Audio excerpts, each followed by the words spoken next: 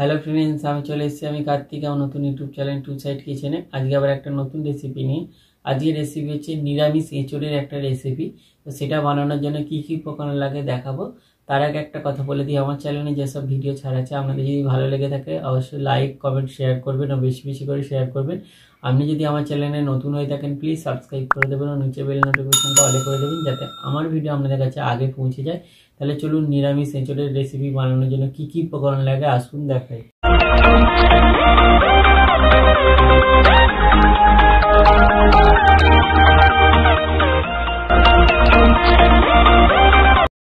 নিরামিষ এঁচোড়ের রেসিপি বানানোর জন্য কি কি উপকরণ লাগে তাহলে চলুন দেখিয়ে দিই।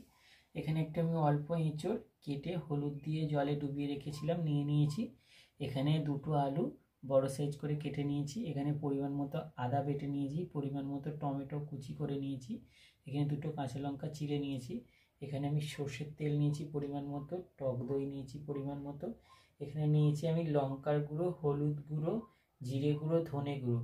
আর ফোড়নের জন্য নিয়েছি দুটো শুকনো লঙ্কা, গোটা জিরে, আর এখানে পরিমাণ মতো নুন নিয়ে নিয়েছি।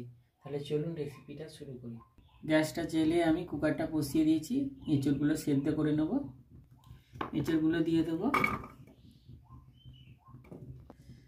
একটু হলুদ দিয়ে দেবো, একটু নুন দিয়ে দেবো, নুন হলুদ দিয়ে দিয়েছি। এবার জল দিয়ে দেবো। এবার ঢাকাটা বন্ধ করে দিয়ে আমি 3টে সিটি দিয়ে দেবো। সিটি হয়ে গেছে 3টে, এটা নামিয়ে ভাপে রেখে দেবো। দিয়ে গ্যাসটা জ্বেলে কড়াটা বসিয়ে দিয়েছি। কড়াটা গরম হলে কড়াই তেল দেবো। কড়াটা গরম হয়ে গেছে, কড়াই তেল দিয়ে দেবো। এবার আলুগুলো দিয়ে দেবো, নুন দিয়ে দেবো, অল্প হলুদ দিয়ে দেবো, দিয়ে আলুগুলো একটু লাল করে ভেজে নেবো। আলুগুলো ভাজা হয়ে গেছে, এবার তুলে নেবো। এঁচোড়টা সেদ্ধ করে নিয়েছি। এর মধ্যে এবার মশলা মাখিয়ে নেবো। এবার এর মধ্যে মশলা দিয়ে দেবো, হলুদ গুঁড়ো, লঙ্কার গুঁড়ো, জিরে গুঁড়ো, ধনে গুঁড়ো, অল্প একটু নুন দিয়ে দেবো। এবার আমি এর মধ্যে দিয়ে দেবো টক দই। এবার এর মধ্যে দিয়ে দেবো সর্ষের তেল। সব উপকরণ দিয়ে দিয়েছি, ভালো করে মেখে নেব।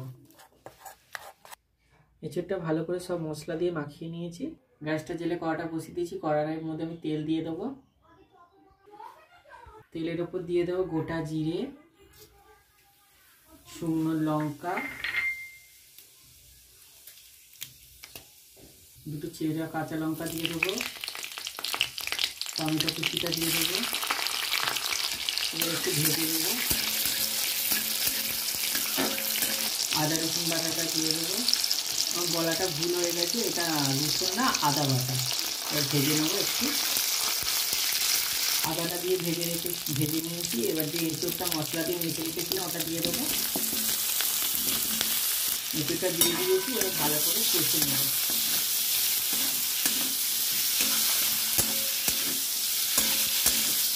কষে নেওয়ার পরে তারপরে ভাজা আলুগুলো দেবো।